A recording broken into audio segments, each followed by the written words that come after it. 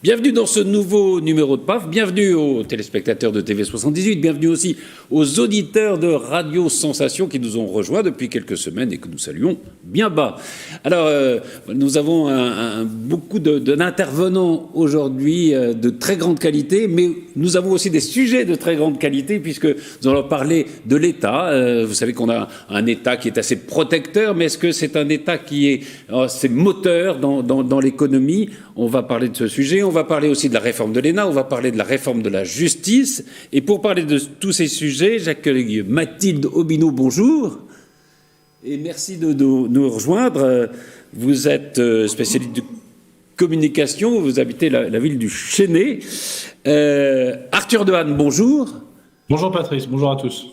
Vous êtes ancien élève de l'ENA et vous êtes le président du projet Vauban. Vous êtes aussi élu local à Maison Lafitte. Et le projet Vauban, on va en parler, c'est notamment exprimé par une tribune dans le Figaro, justement, dans lequel vous appelez à un État, revenir à un État fort, un État qui est son mot à dire dans l'économie, notamment dans la gouvernance de l'économie.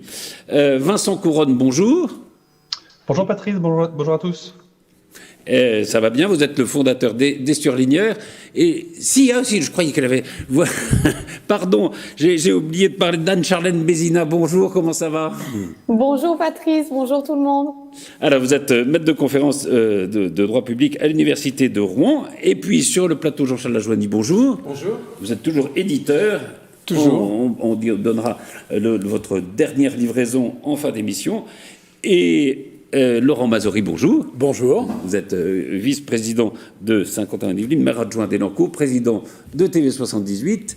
Et on va commencer, si vous le voulez bien, par parler de l'État. Qu'est-ce que c'est que cet État? C'est vrai qu'on a un État très protecteur, on l'a vu, il y a le chômage partiel, il y a les aides aux entreprises, mais est-ce que c'est un État qui intervient assez? Est-ce qu'il faudrait revenir à un État plus fort? Arthur Dehaene, vous êtes l'auteur de cette tribune, l'un des auteurs de cette tribune, du projet Vauban. Explique-nous en 2 mots. Alors, le projet Vauban, c'est une initiative qui regroupe des jeunes vingtenaires, trentenaires de toute la France, des banlieues, des campagnes, des grandes villes, qui viennent à la fois du secteur privé avec des entrepreneurs, des élus locaux, des responsables associatifs et des experts, autour, dans le fond, d'une idée simple, c'est le refus du déclin. 75% des Français pensent que la France est en déclin, et malheureusement, ils ont raison. Si on regarde sur le long terme, on s'est affaibli, on se déclasse, on est moins fort qu'avant. Et face à cela, il y a une génération qui se dit, bon, on va pas rester dans la dictature du présent, on va pas se laisser enfermer par les sujets des masques, des vaccins, des pénuries de toutes sortes. On se prend 300 jours avant la présidentielle pour essayer d'imaginer un programme pour sortir du déclin. Alors, c'est le premier thème de cette émission. Faut-il réformer l'État ?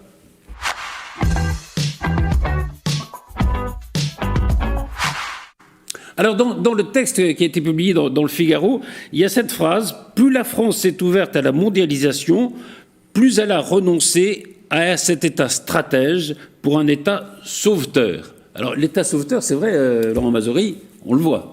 Oui, là, on le voit actuellement parce qu'on est dans des décisions concrètes. Après, je ne suis pas certain que le sauvetage soit si réussi que ça. En tout cas, il y a une tentative de sauvetage, on va dire. Mais en même temps, je trouve qu'on ne doit pas confondre les choses. C'est pas parce qu'on s'ouvre à la mondialisation que forcément il y a moins d'État. L'État est là aussi pour la piloter, pour l'accompagner, pour permettre que les entreprises françaises soient compétitives. C'est pas moins d'État, c'est plus d'État et mieux d'État qu'il faudrait en réalité. Arthur Dehaene, c'est ce que vous dites. Il faudrait un État. Il faudrait revenir au fond à cet État qui était essentiel dans les 30 glorieuses, quoi. En fait, si vous voulez, on vit dans un paradoxe et l'État fonctionne à l'envers. C'est-à-dire que l'État s'est alourdi en bas et il s'est complètement allégé en haut. Il a perdu sa force stratégique et sa force de vision, d'investissement, de protection en haut. Et d'une certaine façon, le paradoxe s'explique de la manière suivante, c'est qu'on s'est ouvert à la mondialisation. En s'ouvrant à la mondialisation sans avoir de stratégie et sans savoir exactement ce qu'on voulait pour la France, on a perdu de l'industrie. C'est très simple, il y avait 6 millions d'emplois industriels dans les années 70, il y en a 3 millions aujourd'hui. Et la vérité, c'est que l'emploi public a pratiquement augmenté dans les mêmes proportions. Donc ce qu'on avait comme économie productive avant, on l'a replacé par de l'économie non marchande, pas toujours très productive, pas toujours même avec les 35 heures qui soient respectées, et symétriquement, l'État en haut, donc les forces d'état-major qu'on aimerait avoir dans les ministères, qu'on aimerait avoir dans les négociations internationales, qu'on aimerait avoir pour dire à la Commission européenne que non, on ne va pas appliquer un certain nombre de règles qui plombent notre industrie, cette force-là, on l'a perdue. Et donc, ce qu'il faudrait, c'est en fait changer complètement le paradigme, c'est-à-dire plus d'État en haut, moins d'État en bas. On lâche tout en bas et on lâche rien en haut. C'est un peu ça la logique qu'il faut adopter. C'est-à-dire plus de décentralisation, si je peux dire, et plus de force de gouvernance de la part de l'État, c'est ça? En fait, si vous prenez ce que font les États-Unis, eh ben, dans le fond, il faut faire Trump plus Biden. Voilà, c'est-à-dire que Trump, c'était oui, effectivement, la fin de la naïveté dans les négociations commerciales internationales. On arrête de laisser la Chine faire. Nous, je suis désolé, c'est lamentable. Ça fait 30 ans qu'on se laisse marcher dessus. La moitié des entreprises du CAC 40 sont détenues par des fonds étrangers. C'est le cas de Péchinet qui a été racheté par le Canadien Alcan. C'est le cas de Arcelor qui a été racheté par Mittal. Je ne sais pas si vous avez vu, il y a à peine 10 jours, Holcim, qui avait racheté Lafarge, a purement et simplement rayé le mot Lafarge des statuts, c'est-à-dire qu'ils ont fait disparaître d'un trait de plume 150 ans d'histoire industrielle française. C'est ça que je veux dire. Ça, c'est de l'aspect positif du Trumpisme. Et l'aspect positif qu'il y a chez Biden, c'est l'investissement, la puissance publique, la transformation écologique. Vous voyez ? Et donc, quand je dis plus d'État, je suis pas en train de dire plus d'impôts, plus de réglementation, plus de lourdeur bureaucratique. Au contraire, la transformation de l'État, c'est justement d'avoir l'État stratège qui défend la France en haut et l'État libéré qui laisse les Français respirer en bas. Donc plus d'État, moins de bureaucratie, si vous voulez. Anne-Charlène Bézina, quelle est votre réaction à ces propositions ? Je la trouve en effet salutaire. Comment ne pas être séduite par ces idées en les entendant. Il y a en effet un constat de réforme de l'État qui s'enlise. En réalité, depuis les années 60, se succèdent des réformes de l'État, des réformes de la gouvernance, des modernisations de l'État. Et pourtant, chacune d'entre elles amène à chaque fois à ne pas repenser les cadres de la gouvernance, mais plutôt à des mesures sectorielles qui rajoutent encore des missions à l'État. Donc moi, j'ai le sentiment, en effet, qu'on a peut-être ce colbertisme très français, c'est-à-dire cette impression que notre État ne sait pas fonctionner sans un formalisme, un secret, un enfermement qui est très souvent décrié. Et ça, c'est vrai que c'est la logique bureaucratique qui est quand même remise en cause depuis au moins les années 80, mais dont on a du mal à se défaire. Quant à la question d'avoir un État pilote, c'est vrai que quand on a renoué, en tout cas l'année dernière, avec l'idée de créer un commissariat général au plan, cette idée de réinstaller la gouvernance dans quelque chose de plus prospectif et de finalement plus stratège, ça me paraît être une bonne chose, sachant qu'Emmanuel Macron, d'ailleurs, dans sa réforme de l'État, qui était CAP 2022, avait été le premier à redire qu'on devait renouer avec l'État investisseur, retrouver un petit peu les lettres de noblesse de notre État décisionnaire. Et on s'est rendu compte encore que le vecteur de la réforme de l'État n'était finalement pas le bon pour arriver jusque-là. Donc, est-ce que ce n'est pas finalement plus une réforme des méthodes de l'État, des méthodes de la gouvernance dont on aurait besoin, plus que d'une énième réforme de la décentralisation, d'une nouvelle loi sur l'État? J'ai l'impression que c'est plus à l'État de prendre conscience de ses responsabilités pour arriver à se réformer lui-même. Mathilde Dobino ? On a un problème. Ça communique pas bien. Non, Vincent Couronne, alors. Vincent ? Oui, j'entends très bien, Patrice, merci. En fait, je suis assez d'accord avec le constat sur le fait qu'on déshabille, effectivement, j'allais dire les pilotes, mais il n'y voyait rien on déshabille surtout le sommet de l'État, en réalité. Et qu'est-ce qui se passe, en fait, très, très fréquemment, enfin, de manière générale, ces dernières années, lorsqu'on parle de réformer l'État, en réalité, ça signifie moderniser l'État. C'est souvent ce qu'on cache derrière. Or, réformer, ça n'est pas que moderniser, c'est aussi adapter à certains défis. Quand on parle de moderniser, en réalité, derrière, ça cache beaucoup de dématérialisation, de numérisation, etc., pour économiser des postes. Et au final, on supprime des postes de pilotes, tout simplement parce qu'on estime que les tâches qu'ils faisaient auparavant ou que leurs assistants, les gestionnaires faisaient auparavant, peuvent être aujourd'hui dématérialisés. Je donne un seul exemple, c'est l'université. Aujourd'hui, à l'université, et Anne-Charlène ne pourra pas me contredire là-dessus, on a en fait dématérialisé tout un tas de procédures que du coup qu'on a confié aux enseignants-chercheurs. Ce qui fait qu'aujourd'hui, ce sont les enseignants-chercheurs qui rentrent les notes, ce sont les enseignants-chercheurs qui, en dirigeant les masters, s'occupent de tout un tas de tâches administratives qu'ils n'avaient pas à gérer auparavant. Conséquence, lorsqu'il y a une crise ou lorsqu'on veut réformer, eh bien ces pilotes, en quelque sorte, ne sont plus disponibles pour pouvoir en fait faire les mouvements, les changements qui sont nécessaires, fournir les efforts nécessaires. La crise sanitaire l'a très bien montré. Comment est-ce que l'université, vous voulez qu'elle se sente, qu'elle soit prête, ou que les enseignants-chercheurs à l'université soient en mesure de pouvoir rapidement se réformer pour pouvoir gérer la crise, alors qu'en fait, ils n'ont quasiment même plus le temps de faire leur propre métier du fait de l'alourdissement de toutes ces tâches-là.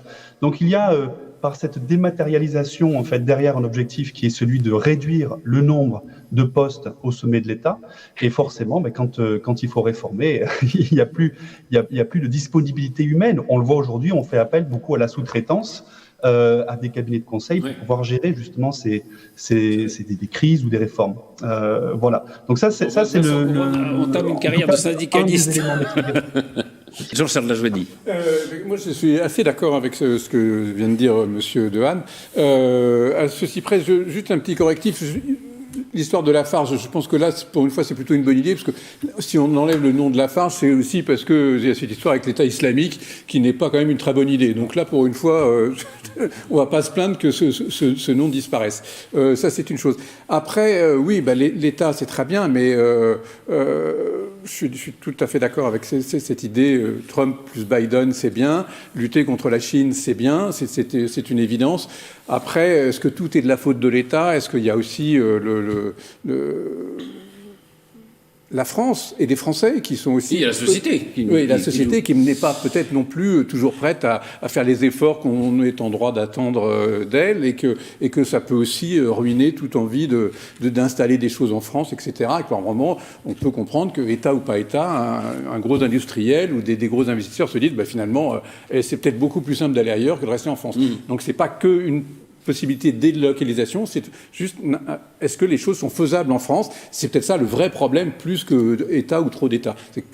Que peut-on vraiment faire en France? Alors, Laurent Mazory, et puis après... Je voulais réagir sur la notion de désindustrialisation dont l'État serait la cause. N'oublions pas quand même le rôle des politiques en général, parce que ce qui pose problème aujourd'hui, ce qui amène les entreprises à délocaliser, c'est une grande partie pour des raisons de coûts de production. Et quand je parle de coûts de production, je parle de la partie des charges.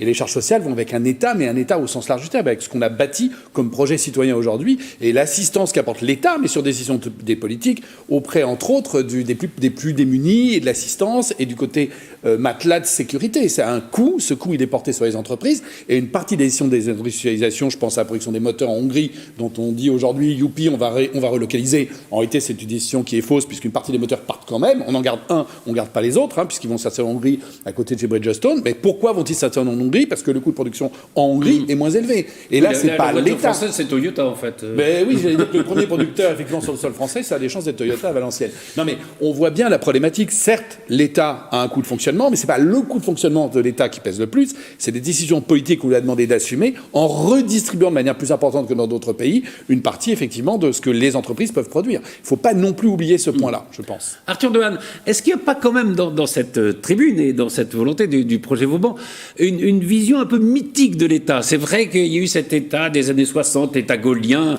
avec l'ardente obligation du plan, qui était en effet le moteur de l'économie. Mais si ça a disparu, c'est aussi parce que les entreprises se sont libérées de la tutelle de l'État. C'est parce qu'il y a eu le marché quand même qui a changé un peu les choses.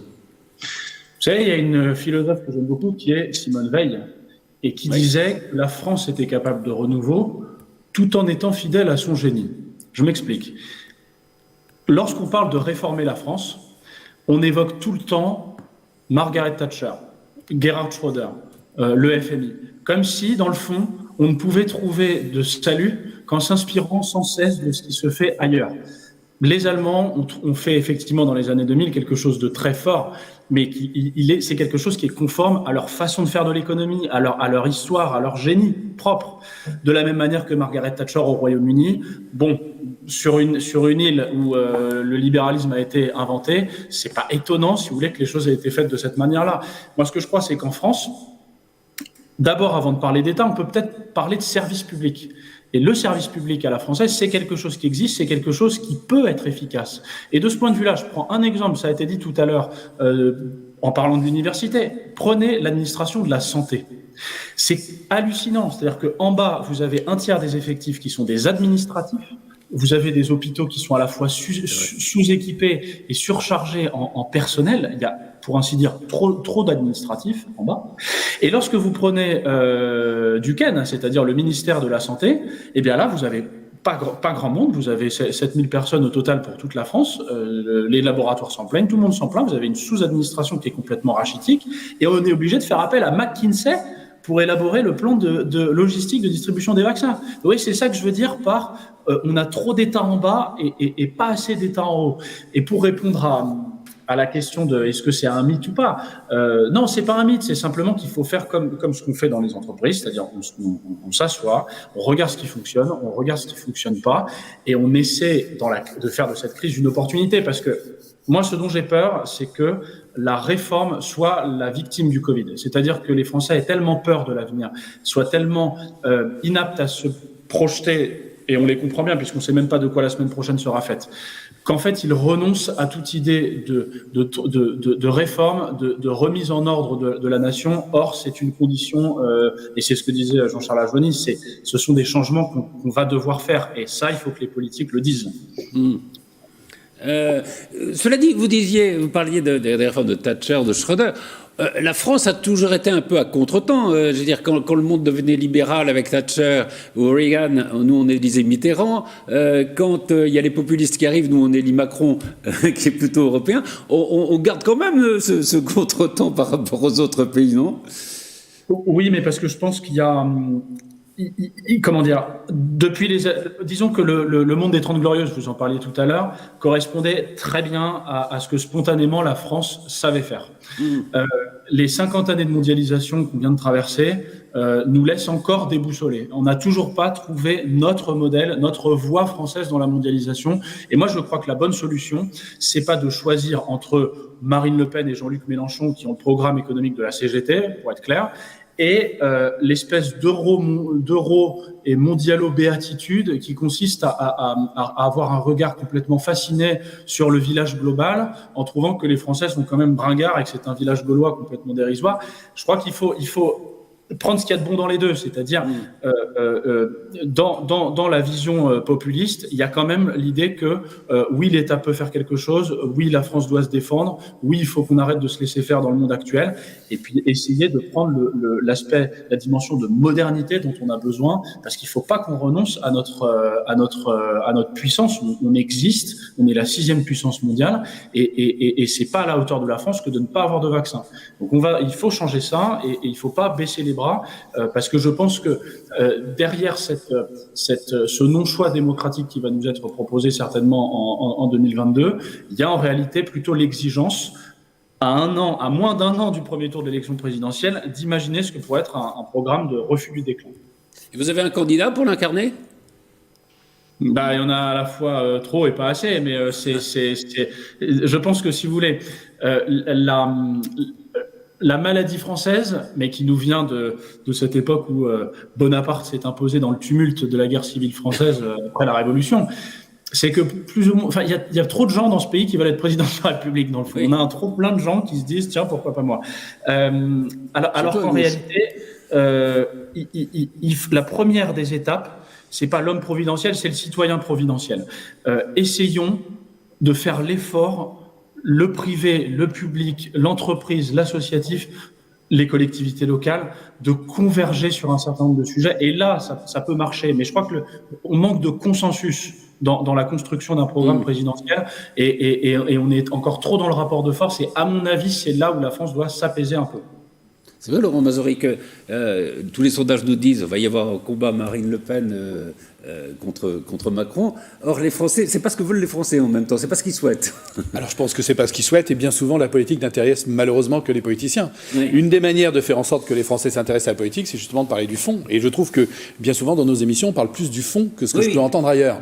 Et là, il y aurait effectivement matière. Vous voyez, par exemple, quand j'entends parler du commissariat au plan, moi j'avais été le premier à le saluer en me disant voilà, on revient. Alors il y a le côté c'était mieux avant, mais je pense que c'est pas que ça. Il y avait en fait, comme dans une entreprise, on fixe une stratégie. On commence par fixer une stratégie, un plan à 5 ans, à 10 ans. On voit ensuite comment on peut le décliner, mais c'est pas juste la stratégie. Ensuite, on met les différents wagons importants. Donc, le commissaire au plan, il a sa valeur si effectivement derrière on fixe cette stratégie, qu'on s'y tient sur la partie industrielle. Parce que ce qui fait la force d'un pays, on peut dire ce que l'on veut, c'est sa capacité à aller capter des devises pour financer l'ensemble de ses programmes. Si on reste franco-français et qu'on ne sait pas prendre le train de la mondialisation en se disant, enfin, je vais vous donner l'exemple. Quand j'entends dire que la stratégie, par exemple, c'est la transition écologique, pchit, ok, très bien, super, allons-y. Mais concrètement, c'est quoi? Et ce que j'entends derrière dire, ça serait, on a une stratégie sur l'hydrogène. Parce que quand le général de Gaulle, on a le succès, on peut critiquer, néanmoins, on est l'État le moins carboné du monde grâce à notre énergie nucléaire. Oui, mais ça a été aussi un succès industriel extraordinaire. Ça a sous-tendu également la politique des transports. Donc tout ça, c'est une décision politique. Et c'est une décision politique qui était l'indépendance énergétique. Donc on peut retrouver effectivement sur l'énergie la transition écologique, mais ça suffit pas. Ça, c'est le marketing.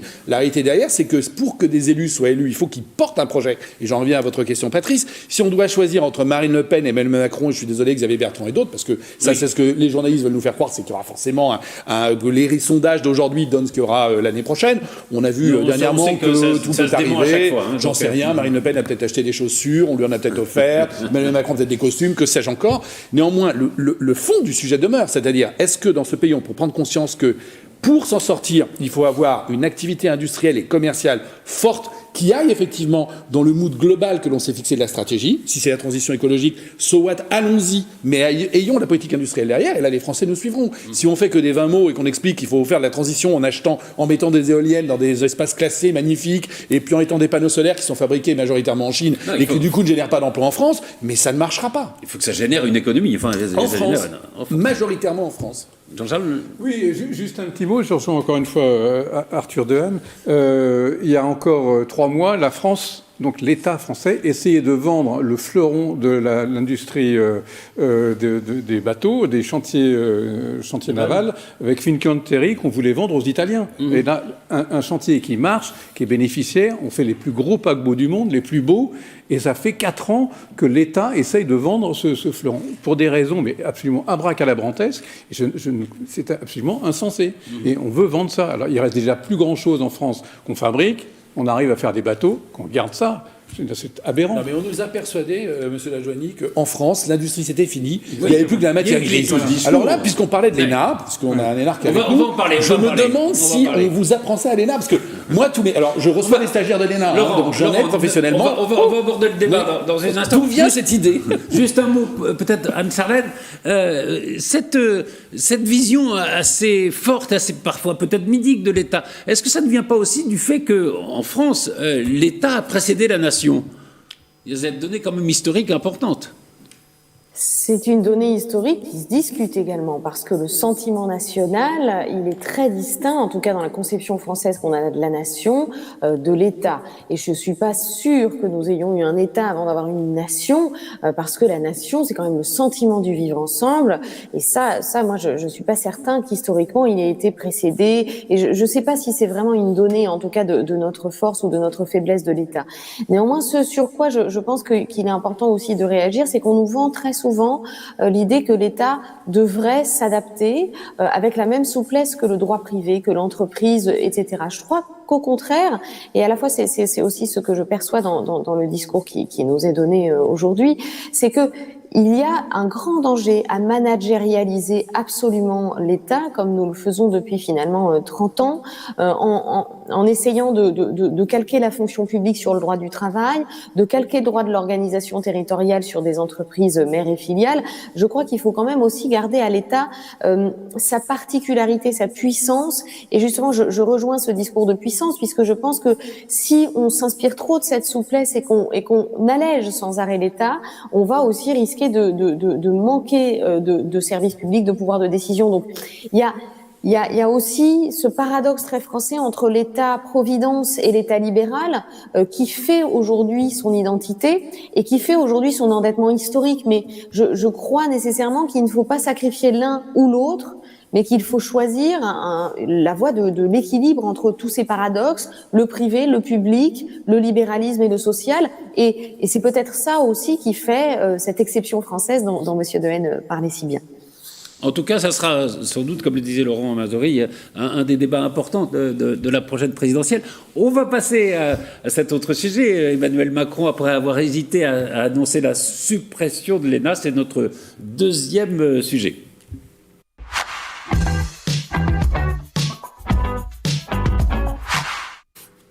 D'abord, on va aller faire un petit tour dans la rue. Tiens, qu'est-ce qu'en pensent les personnes que nous avons interrogées ? Je pense que tous les gens du gouvernement ils viennent de là-bas. Et du coup, va falloir. C'est mieux s'ils suppriment cette école. Il y aura plusieurs. Ils pourront venir de plusieurs écoles et il y aura plusieurs diversités, ça sera mieux. A priori, oui, parce que mon sentiment, c'est que la haute administration a un petit peu trop de pouvoir ou prend un peu trop de place dans les décisions qui sont prises par les uns ou les autres. Je serais pour qu'il y ait une autre formation qui accueille des gens d'origine et de formation très diverses. C'est quand même très dommage que tous les cadres de l'administration soient issus de cette école, eux-mêmes issus de Sciences Po. La question, ce serait plutôt, si on veut supprimer l'ENA pour éviter un renouvellement des élites du même endroit, qu'est-ce que ça serait, ce qui le remplacerait ? Et est-ce que ça corrigerait le problème de renouvellement ? Je suis contre la suppression de l'ENA. Pour moi, c'est un gage d'excellence, c'est une spécificité française et je trouverais ça dommage de supprimer cette institution d'excellence. Je pense que ça va dépendre justement des mises en œuvre qui seront déposées. Est-ce que ce sera véritablement une refonte ou alors un saupoudrage ? Est-ce qu'il y aura véritablement des propositions concrètes sur la possibilité d'ouvrir le champ des candidats et d'avoir justement cette efficacité pour combiner la formation des futurs hauts fonctionnaires ? C'est ça qui importe. Ah non, parce que moi j'adorerais que mon fils il y aille. Arthur Dehaene, je m'adresse à vous en premier puisque vous êtes ancien élève de l'ENA. Comment vous avez vécu alors cette idée de la suppression ? On en parle depuis très longtemps quand même. Non, mais si vous voulez, je trouve que les gens interrogés dans le micro-trottoir ont la bonne réaction. Et ils montrent un peu que les gouvernants sous-estiment l'intelligence des Français, je trouve. Hein. Parce que là, ce qui a été dit, majoritairement, c'est oui, mais c'est pour faire quoi ? Tout dépend de ce qu'on fera après. Donc ça veut dire que, un, ils ne sont pas contre le changement, mais que deux, ils veulent qu'on leur propose un chemin. Ils veulent qu'on leur dise, voilà ce qu'on va faire. Et pas simplement qu'on leur donne le scalp des élites, parce que c'est pas parce qu'il n'y a plus d'ENA qu'il n'y aura plus d'élites. Il y aura toujours des élites, et c'est la vérité depuis l'Antiquité. Donc il ne faut pas faire de démagogie. C'est pas parce qu'on supprime l'ENA que tout d'un coup, on a mis le peuple au pouvoir. Donc, dans le fond, il y a deux choses, et ça répond à la question que Laurent Mazori me posait tout à l'heure. La première, c'est qu'est-ce qu'on va apprendre à notre haute administration ? Et effectivement, je pense qu'à l'ENA, on n'apprend rien. C'est-à-dire que dans école, nation et administration, il y a un mot qui compte, devinez lequel ? Administration. C'est le seul truc qu'on vous apprend, c'est-à-dire faire des notes, taxer tout ce qui bouge, gérer des bureaux. Mais à aucun moment, lorsque vous êtes aux manettes au cabinet d'un ministre, vous avez été vraiment préparé à appuyer votre ministre, à appuyer votre gouvernement dans une stratégie de réforme publique. Donc on n'a pas de culture industrielle. Voilà, on ne sait pas ce que c'est que la direction d'un projet industriel à l'ENA. On n'apprend rien sur la maîtrise des frontières, qu'il s'agisse des frontières physiques ou des frontières économiques ou même du digital. Je veux dire ça, on n'apprend rien. La transformation digitale de l'administration, où il y a que les impôts en ligne, mais je veux dire, on a vu aujourd'hui à quel point, mais on est à la traîne. C'est hallucinant. Et donc, on a des gens qui, effectivement, savent écrire des notes et savent créer des taxes et puis savent créer des décotes ou des trucs comme ça. Bon, donc, il va falloir se poser la question de ce qu'on apprend. Et deux, si on se pose la question de ce qu'on fait après, je crois que la bonne solution, ça va être en fait de mettre en concurrence Voilà, le problème de l'ENA, c'est que c'était un monopole installé qui, dans le fond, était sûr de ses droits et ne se remettait pas tellement en question. Si demain, les énarques sont mis en concurrence avec des je ne sais quoi, c'est pas mal. Et c'est ça qui va faire que les écoles, en fait, vont réfléchir à avoir les stratégies de formation les plus efficaces et les plus performantes. Donc, c'est ça la solution. Laurent Mazory, vous buvez du petit lait quand vous entendez. J'adhère, je participe, je prends beaucoup de plaisir. Moi, je me rappelle toujours cette anecdote, si vous me permettez 30 secondes, qui était assez révélatrice. Je ne dirais pas qui, mais il était de l'ENA. Quand j'ai été élu, on avait un sujet à traiter qui était simplement mettre une ferme sur le domaine public pour amuser des enfants. Ça paraît simple. On m'a expliqué que c'était très compliqué, etc. Et puis, pour que je prenne ma décision, on m'a amené 2 dossiers. On m'a dit, voilà, si vous voulez dire que vous êtes pour, je vous ai mis les arguments et la note de synthèse ici. Si vous voulez dire que vous êtes contre, je vous ai mis les arguments et la note de synthèse. Et comme ça, vous voyez, dans tous les cas, vous avez des arguments administratifs pour expliquer, en gros, vous n'avez pas décidé. Vous n'avez pas le choix de parce que A, ou pas le choix de parce que B. J'avoue que tout était dit, là, quoi. Oui. Justement, alors, l'ENA serait remplacé par un institut du service public. Anne-Charlène Bézina, ça serait peut-être pas mal. C'est vrai que ça va ouvrir. Alors, dans cet institut du service public, il y aurait les polytechniciens, il y aurait d'autres écoles, etc. Mais c'est vrai que d'ouvrir l'administration, par exemple, vous êtes enseignant dans l'enseignement supérieur. Si on vous proposait, par exemple, je ne sais pas, d'aller dans la préfectorale, est-ce que c'est quelque chose qui pourrait vous tenter? Non, mais c'est vrai qu'on pourrait ouvrir les possibilités d'emploi dans la fonction publique, non? Alors, je vais d'abord, Patrice, vous répondre à la question de la suppression de l'ENA, puis je vous parlerai ensuite de l'évolution de ma carrière personnelle au sein de la préfectorale. Non, mais c'est ça qui m'intéresse. Pour être honnête, j'ai le sentiment, en fait, que la suppression de l'ENA, c'est à nouveau, je partage complètement ce qui a été dit par Monsieur Dehaene, c'est un peu de la poudre aux yeux, c'est-à-dire qu'on a le sentiment, il faut rappeler quand même que c'est une politique de suppression de l'ENA qui est installée dans le discours d'Emmanuel Macron depuis la crise des Gilets jaunes et qu'il a eu le sentiment qu'en fait, c'était une réponse à une crise sociale. Et à cette crise sociale, il a voulu, en quelque sorte, décapiter le roi en se disant, au moins, si je supprime cette école des élites, on aura le sentiment que je suis plus proche de la base. Et je partage complètement le point de vue. La suppression de cette école devra nécessairement passer par la création d'une autre. Et on retrouvera donc, évidemment, la question de la formation des administrés et des futurs administrateurs, surtout, qui passera évidemment par une école. L'autre question, c'est est-ce que l'ENA crée l'énarchie, alors on a eu des superbes articles de nos plus grands penseurs français sur ces questions, et à nouveau, je pense qu'en effet, l'élite n'est pas du tout un mal français et que c'est au contraire une très bonne chose d'avoir une élite et que c'est une très bonne chose d'avoir une élite très formée. Et je rejoins complètement le propos de Monsieur Dehaene, qui va d'ailleurs avec la tergiversation d'Emmanuel Macron. C'est-à-dire que on n'a pas besoin de supprimer l'ENA, on a besoin de réformer à nouveau, mais avec le sens propre de la réforme, c'est-à-dire reformer une base de connaissances, de manières de forger de nouveaux administrateurs pour demain, des politiques qui soient à la fois divers, mais à la fois renseignés de toute notre institution française, etc. Donc, il y a en effet Emmanuel Macron qui nous dit qu'il supprime, puis Emmanuel Macron qui nous dit qu'il va finalement changer la formation à l'intérieur, et Emmanuel Macron qui nous dit qu'il resupprime. Donc, en fait, je pense que le vrai problème, c'est celui de la formation et c'est celui de l'élitisme, du pantouflage. Est-ce qu'on est vraiment d'accord avec le fait que nos politiques puissent quitter la politique avec les dossiers politiques pour partir ensuite dans l'industriel et dans le privé? Il y a toutes ces questions à poser, mais qui sont des questions morales, des questions d'éthique, de transparence, de gouvernance, et qui pour moi ne se suffiront pas, évidemment, d'une simple réforme et d'une simple suppression et d'un changement de nom. Parce que cette ISP, ça va être un nouvel ENA, mais il faut qu'on retrouve certains fondamentaux de l'ENA à l'intérieur. Donc pourquoi refaire du neuf avec de l'ancien? Quant à ma carrière personnelle, évidemment, je dirais oui à toute nouvelle aventure, Patrice, donc la préfectorale, etc. Je crois en effet... c'est ce que vous voulez, l'inspection des finances. Pourquoi pas la Cour des comptes? Jean-Charles Lajoignier, est-ce qu'il n'y a pas un peu d'affichage comme ça, anti-élitisme, un symbole, mais qui ne va pas être remplacé par quelque chose de très différent, au fond? Absolument, c'est un peu dommage, mais disons que ça fait partie d'une des promesses qu'au moins le président Macron peut tenir. Alors donc, je veux dire, là, c'est presque du pain béni pour lui. Et puis, deuxièmement, il y a sûrement besoin de réformer un peu l'ENA, mais à mon sens, le véritable problème, c'est surtout l'omniprésence des énarques qui est gênante. Si dans les gouvernements, si dans les administrations, il n'y avait pas que des énarques, mais du coup, les énarques seraient peut-être feraient peut-être plus attention à ce qu'ils disent, s'ouvriraient un petit peu. Alors que là, ils sont élevés en batterie entre eux, et puis après, on les met dans des ministères, ils sont tous ensemble. Je l'ai dit, on a eu avec Sarkozy et Fillon, on avait eu, c'était assez rare, hein, un président de la République et un Premier ministre qui n'était pas ancien élève de l'ENA. Est-ce que ça a changé beaucoup de choses?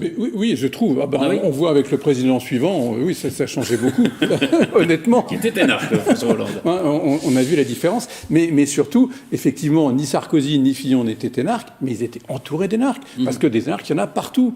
Mais si l'État allait puiser dans un autre vivier de temps en temps, si on laissait pas tous les polytechniciens aller dans le privé, et si de temps en temps il y a des polytechniciens, une école exceptionnelle, arriver aux manettes, ça changerait aussi la donne. Et du coup, ce serait intéressant. Un des axes de la réforme, si j'ai bien compris, ça serait de copier un peu ce qui se fait dans l'armée, c'est-à-dire qu'il y ait une promotion interne. Voilà, les colonels, comme ça, ils montent généralement, c'est dans des anciens sous-officiers, mais qui ont fait leur preuve sur le terrain.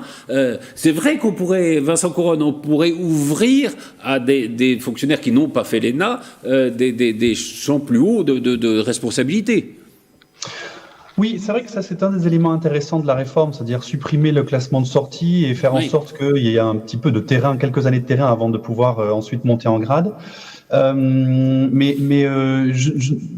va peut-être changer effectivement une vision ou aider à une meilleure formation des énarques, notamment parce que ce qui a été dit tout à l'heure sur le fait qu'effectivement ils n'ont pas de culture industrielle ou peut-être qu'en voyant plus de terrain, ils se rendent, notamment en faisant de la préfectorale, ils se rendront un peu plus compte des réalités du terrain. Mais il y a probablement deux choses en fait qui manquent dans la formation à l'ENA.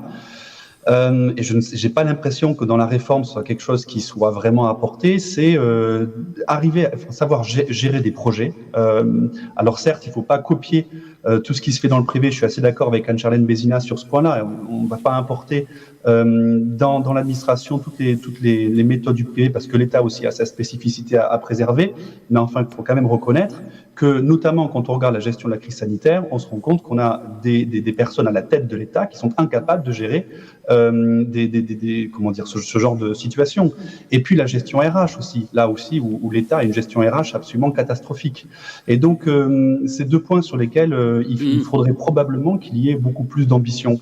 Après, moi, je suis pas forcément plus compétent pour parler de ce sujet. Je forme certes des candidats aux différents concours administratifs, mais uniquement dans ma discipline. Mais ce qui est assez révélateur, c'est que dans aucun des concours pour lesquels je forme les étudiants, il y a une épreuve justement de gestion de projet ou ce genre de choses. Dans aucun. C'est essentiellement des concours de connaissances avec des QCM, des concours de culture générale, etc. Enfin, des épreuves de culture générale, ou quelques cas pratiques, mais pas beaucoup plus. Et ça, c'est quand même assez problématique. Voilà. J'ai pas grand-chose de plus à dire. Je suis désolé, Patrice. C'était peut-être pas très intéressant, mais c'est plus un témoignage d'une expérience personnelle. Juste pour conclure, oui. J'ai le sentiment que peut-être quand on parle de trop d'énarques, on confond aussi l'énarchie avec la question des entourages des présidents ou de l'entourage des présidents et des premiers ministres et des gouvernants en général. Et je pense que là, il y a quelque chose qu'il faut qu'on dise, c'est que on est dans un état où on consulte trop, on externalise, on sous-traite, on crée des comités, on fait participer des échantillonnages de public, mais on décide plus. Et finalement, je crois que l'un des grands mots de cet État avec cet entourage d'énarques, c'est pas les énarques eux-mêmes, c'est le fait qu'on ait besoin d'un entourage pour décider. Et c'est peut-être aussi cette question que la réforme de l'ENA passe sous silence et que pourtant le peuple a vraiment besoin d'entendre traiter, c'est que fait-on de ces entourages des décisionnaires? Est-ce qu'ils sont vraiment seuls à décider? Qui les conseille? Et comment créer autour d'eux finalement des viviers de gens suffisamment renseignés de la base et suffisamment renseignés des fondamentaux pour créer une gouvernance démocratique et qui soit aussi une gouvernance de la décision. Je crois que c'est ça le problème. Laurent Mazori ? Oui, ça rejoint un peu notre premier thème, en réalité. Oui, absolument. Je trouve que l'intervention... Parce qu'en réalité, c'est quoi ? C'est que une partie des politiques sont très contents aussi d'avoir des énarques autour d'eux, très contents d'avoir un cercle décisionnel, très contents de créer le énième comité Théodule, parce que c'est une forme de déresponsabilisation et de peur de la décision. À un moment donné, je me présente face à des électeurs avec un programme, j'assume mon programme, j'ai le droit aussi de me tromper, mais je l'assume sans essayer de trouver des faire-valoir, des prête-noms qui vont justifier que ou j'ai pas pu le faire parce qu'on m'en a empêché, c'est pas de ma faute, ce sont les énarques, ou je l'ai mal fait, mais pourtant j'avais consulté la énième commission citoyenne. Mais non, je porte un projet, je me suis effectivement entouré d'expertise, mais je me fais ma propre opinion, et en tant qu'élu, je me dois de la porter. Le témoignage souvent d'anciens ministres qui ne sont pas des énarques, c'est de dire à chaque fois qu'ils proposaient quelque chose qu'il y avait quelqu'un de l'administration qui les a dit non, c'est pas possible. Oui, c'est l'exemple que je vous donnais tout à l'heure. Oui, mais en même temps, c'est le témoignage que vous disiez. Son rôle, c'est de dire merci de m'avoir dit que c'était pas possible. Moi, je veux des gens qui m'expliquent comment c'est possible. Et là, on peut pas en vouloir. C'est la suprématie du politique, au fond. Sinon, c'est plus une démocratie. Et c'est tout le problème, il est là. Et juste, je voudrais terminer. Je me rappelle dans la suppression également, quand on a supprimé les IUFM, on s'est dit super, on a réglé le problème. On n'a rien réglé du tout. Donc on voit bien que la notion de suppression de l'ENA, c'est pas le sujet. Le sujet, effectivement, comme ça s'est dit, c'est le contenu et de ce qu'on y apprend. Pardon, monsieur Lajoie. Juste pour rebondir une minute sur ce que vous disiez, Patrice, effectivement, beaucoup de ministres disent on prend des décisions, puis on nous dit c'est pas possible, etc. Je rappelle que le candidat Macron avait promis de faire une sorte d'audit de tous ses directeurs d'administration et éventuellement de virer ces directeurs d'administration en disant vous n'êtes pas d'accord avec notre politique, vous dégagez. Il ne s'est rien passé. Rien. Mais peut-être que l'idée du spoil system n'est pas qui nous paraît totalement aberrante comme ça dans la tradition française, n'est peut-être pas totalement fausse. Un dernier mot sur ce sujet, Arthur Dehaene. D'abord, il faut rappeler qu'avant l'ENA, il y avait des concours pour le Quai d'Orsay, pour la préfectorale, etc., pour l'inspection des finances, et qu'au fond, il y avait une reproduction sociale peut-être plus forte, et que l'ENA était un effort de démocratisation d'accès à la haute fonction publique. Mais la question que je voulais vous demander, puisqu'il y a en effet ce problème du classement de sortie, que souvent les promotions même de l'ENA remettent en cause, est-ce qu'on a l'impression que tout est joué à 25 ans ? En fait, il y a deux questions fondamentales. Effectivement, la première, c'est l'égal accès de tous les Français aux emplois publics, qui est un principe qui est dans la Déclaration des droits de l'homme et du citoyen, et qui est une question de justice. Mais ça, c'est pas supprimer l'ENA ou pas ne répond pas à cette question-là. Ça pose la question de la méritocratie française, de la base jusqu'au sommet. Ça pose la question de l'éducation nationale. Ça pose la question de réinventer, notamment par le mentorat, en attachant un mentor et un jeune qui, main dans la main, vont de l'avant, pour essayer, comme ça se faisait sous la Troisième République. Les hussards noirs, ils prenaient des gamins dont ils trouvaient qu'ils avaient du talent et ils les emmenaient au sommet. Louis Germain, je l'ai déjà dit, Louis Germain, c'était le mentor d'Albert Camus. Donc ça, c'est un premier sujet, et vous pouvez supprimer toutes les ENA que vous voulez. Cette question-là doit se traiter, à mon avis, au-delà du seul cas de l'ENA. Voilà, l'ENA en fait partie de la question, mais elle n'épuise pas la question. Ça, c'est le premier point. Et le second point, c'est celle de savoir, effectivement, ce que l'on va apprendre à nos élites. Et de ce point de vue-là, il faut qu'on réalise la chance qu'on a en France. On a la chance de former nous-mêmes nos élites. Les Américains ne suppriment pas Harvard. Les Anglais ne suppriment pas Oxford. Et prenez un pays comme la Grèce, ils forment leurs élites à l'étranger. N'importe quel gouvernement de pays d'Asie centrale ou d'Afrique, même d'Amérique latine, ils forment leurs élites à l'étranger. Il y a que quelques pays sur Terre qui forment souverainement leurs élites. Donc c'est un élément de notre souveraineté que de former nous-mêmes nos dirigeants. Ça, c'est très important. Et donc la question, c'est pas tant est-ce que je supprime, est-ce que je supprime pas, c'est quels sont mes besoins. Tout à l'heure, Monsieur Cohen, vous parliez de la gestion RH. Moi, je suis d'accord avec vous. Le fait d'anticiper sur 20 ans quels vont être les besoins d'une nation et d'anticiper en termes de gestion prévisionnelle des emplois et des compétences, et de se dire je vais avoir besoin de X, Y et Z compétences, donc je les transmets à mes élites. C'est ça le questionnement qu'il faut avoir. Alors ensuite, moi, je pense que la suppression de l'ENA est certainement une nécessité, parce que pour moi, la clé viendra de la concurrence. Pour moi, c'est parce qu'on mettra des écoles en concurrence les unes avec les autres dans les accès aux emplois publics que là, on aura de nouveau une nouvelle offre plus intéressante sur le fond. Voilà. Mais en tout cas, lorsque vous dites que le classement de sortie et sa suppression serait une bonne chose, il faut bien comprendre qu'il n'est pas supprimé. C'est-à-dire que ce qui est supprimé, c'est l'accès direct au grand corps. Oui, et effectivement, il y aura toujours un classement. Oui. Ils sont retirés du classement. Et donc, effectivement, là, pour répondre à votre question, je suis d'accord avec vous. Il ne faut pas que le destin soit fait à 25 ans. Et il faut effectivement un passage par le terrain, parce que la crise démocratique que nous vivons, c'est une crise dans laquelle les Français ont l'impression que les élites ne sont plus redevables, que les élites ne redonnent pas ce qu'elles ont reçu. Et en donnant 5 ans de sa vie ou 6 ans de sa vie sur le terrain en préfectoral, je crois qu'effectivement, on a un élément de réconciliation nationale, et ça, c'est une bonne chose. Donc on aura l'occasion évidemment d'en reparler, parce que c'est vrai que le fond du problème derrière tout ça, c'est aussi celui de la bureaucratie qui est un des problèmes français. Je voudrais qu'on parle aussi de la réforme de la justice, ou de quelques aspects de cette réforme. C'est le troisième thème de cette émission.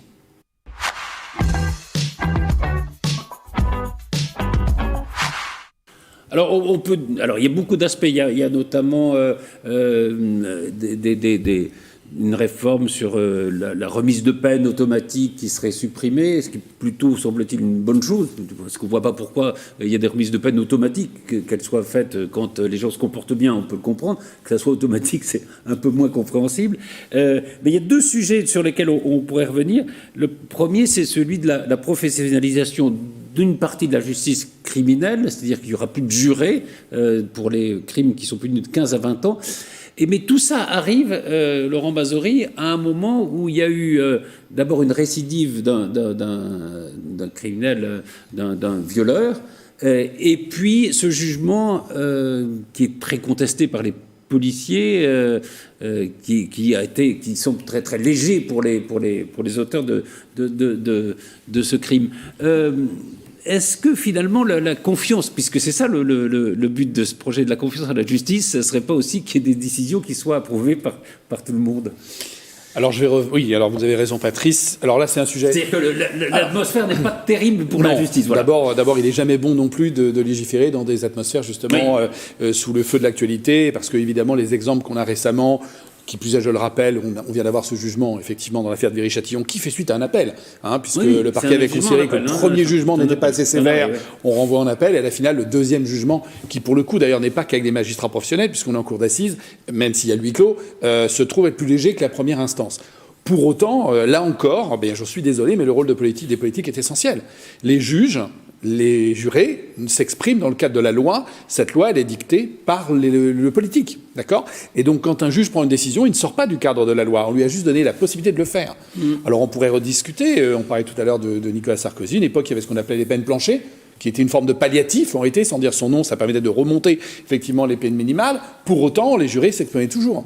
Et donc, le point essentiel, c'est qu'il ne faut pas oublier quand même que constitutionnellement, et c'est hérité de la Révolution française, la loi s'exprime et les décisions de justice sont prises au nom du peuple français. Et moi, ce qui me choquerait, c'est d'avoir effectivement que des tribunaux qui seraient des formes de tribunaux d'exception, bardés exclusivement de professionnels, qui ne rendraient plus la justice au nom du peuple français, mais qui rendraient la justice au nom d'une forme de caste juridique dont on ne sait pas très bien, d'ailleurs on rejoint un peu le débat précédent, en fonction de quelles opinions politiques, de quelle idée, de quelle philosophie. Ils ont droit d'avoir leurs opinions, et ils ont droit de les exprimer, et il serait normal qu'ils les expriment. Simplement, je pense qu'on échapperait là à la notion de jury populaire, qui est quand même l'instance de base, à mon sens, d'une vraie démocratie.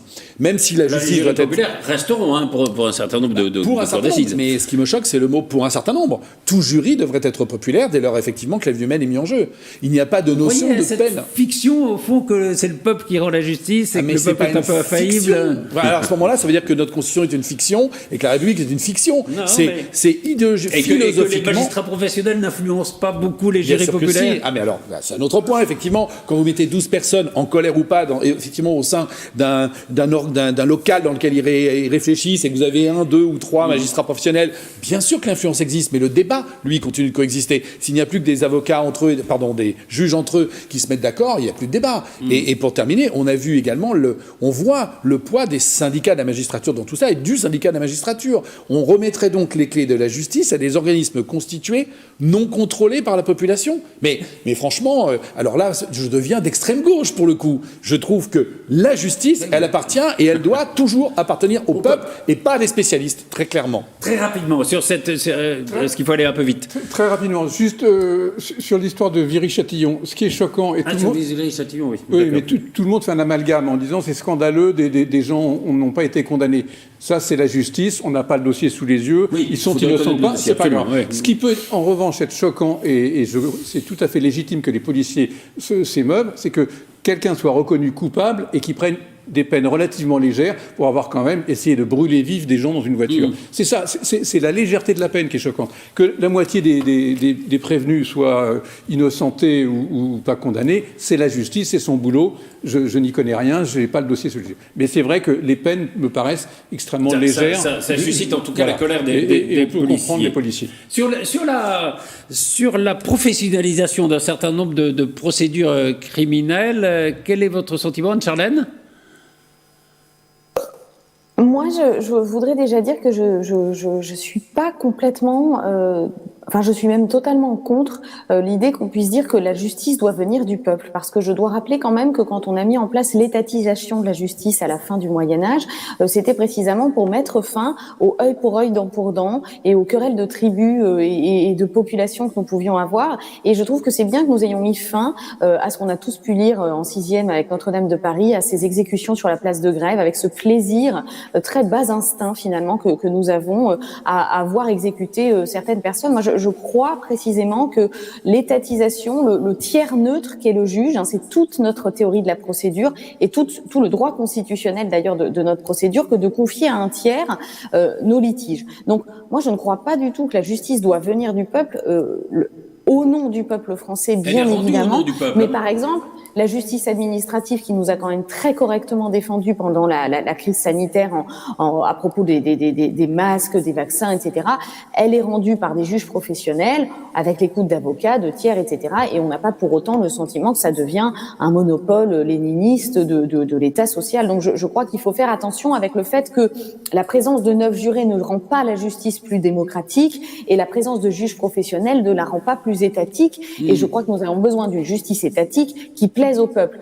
Et j'ajoute aussi qu'il faut peut-être arrêter ces espèces de querelles de calendrier en précisant qu'une loi arrive en même temps qu'un fait divers et que du coup on se demande si elle va répondre à ce fait divers-là. La justice ne pourra pas plaire à tous demain, qu'il s'agisse de la réforme du Pont-Moretti, de n'importe quelle autre, puisque finalement on revient là aussi à cette notion d'instinct, c'est-à-dire que la victime va vouloir être vengée, tout le monde aura une opinion sur toutes les décisions de justice rendues et laissons quand même la justice travailler à tête reposée. Moi, je crois voilà, c'est une bonne réforme, en tout cas sur certains points, et la question de la professionnalisation, c'est plus le fait de perdre cette exception française qui peut nous blesser un petit peu, mais voilà, bon, la mesure entre le peuple et l'État, elle est quand même très démocratique et exemplaire en France. Arthur Dehaene et Vincent Couronne, très rapidement, est-ce qu'il justement il vaut mieux pas une justice un peu plus rapide qu'elle ne l'est, plutôt qu'une justice qui, en apparence démocratique et populaire, pour plaire à Laurent Mazori? On parle, à mon avis, malheureusement du détail. Enfin, il y a des problèmes plus profonds que ça. Emmanuel Macron avait promis la création de 15 000 places de prison. Alors, c'est vrai que ça, on n'en parle plus, hein. Ah oui, mais le problème de la justice, c'est pas des problèmes de principe qu'elle a. C'est qu'on a une justice du tiers-monde. On a une justice qui est smicardisée. Une justice qui n'a pas les moyens de faire respecter l'ordre public. Parce que c'est la première fois qu'il y a une telle augmentation du budget de la justice, hein, quand même. D'accord, mais où sont les places de prison? C'est-à-dire, les moyens, à un moment donné, la justice, ça doit être des murs, des barreaux et des gens qui tiennent enfermés. Je crois qu'il n'y a pas eu une construction d'une place de prison depuis que c'était, je crois, Chalandon qui était garde des Sceaux, donc ça remonte. En tout cas, les 15 ça remonte à la deuxième cohabitation, je crois. Il y a des places de prison en construction. Et le dernier garde des Sceaux de Hollande, il a relancé le projet. Viry-Châtillon, il faut des peines planchères. Je suis désolé, mais c'est comme ça, c'est le seul moyen. Alors, on va aborder juste très très rapidement, parce qu'on a réinterrogé nos amis. C'est frustrant, parce qu'il y aurait beaucoup à dire. On va faire une émission spéciale sur ce thème. On va y revenir. Mais justement, dans cette réforme, il y a les audiences filmées. Alors, qu'est-ce qu'ils en pensent, nos amis de tout à l'heure, d'ailleurs? Je suis pour. Pourquoi ? Je pense que c'est déjà un exemple. On a besoin de cet exemple pour que nos enfants n'aillent pas aussi loin. premièrement. Deuxièmement, ça nous permet de voir en tout cas s'il y a injustice ou pas. Ça permettrait, je suppose, enfin c'est mon impression, de comprendre un petit peu les arguments des uns et des autres et voir un peu comment la justice est rendue en fait. Se faire une opinion plus concrète que ce que l'on voit à travers les émissions ou ce qu'on lit dans la presse. Je suis contre la diffusion des procès.